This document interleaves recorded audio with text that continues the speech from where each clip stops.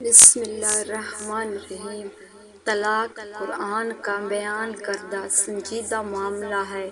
اسلام میں طلاق ناپسندیدہ ترین جائز کاموں میں سے ہے۔ نبی کریم صلی اللہ علیہ وآلہ وسلم نے فرمایا، اللہ کے نزدیک حلال چیزوں میں سب سے ناپسندیدہ چیز طلاق ہے۔ طلاق کا مقصد بگاڑ نہیں بلکہ آخری حل ہے۔ جب میاں بیوی کے درمیان اصلاح ناممکن ہو جائے، طلاق کا صحیح طریقہ یہ ہے نرمی اور حکمت سے فیصلہ۔ سب سے پہلے صلح کی کوشش ہونی چاہیے۔ قرآن کہتا ہے، اگر تمہیں میاں بیوی کے درمیان جھگڑے کا اندیشہ ہو تو ایک ثالث مرد کے خاندان سے اور ایک عورت کے خاندان سے مقررہ کرو۔ صحیح طریقہ یہ ہے کہ پاکی کی حالت میں بغیر ہم مستری کے ایک طلاق دی جائے اور عدت کے دوران رجوع یا علیحدگی کا فیصلہ کیا جائے۔ عورت عدت کے دوران شوہر کے گھر میں رہتی ہے،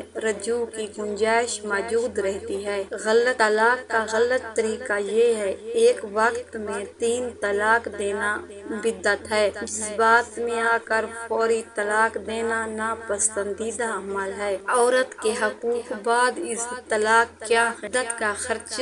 شوہر پر فرض ہے کہ عدت کے دوران بیوی کا مکمل خرچ برداشت کرے۔ مہر کی ادائیگی فرض ہے، چاہے طلاق کے بعد ہو۔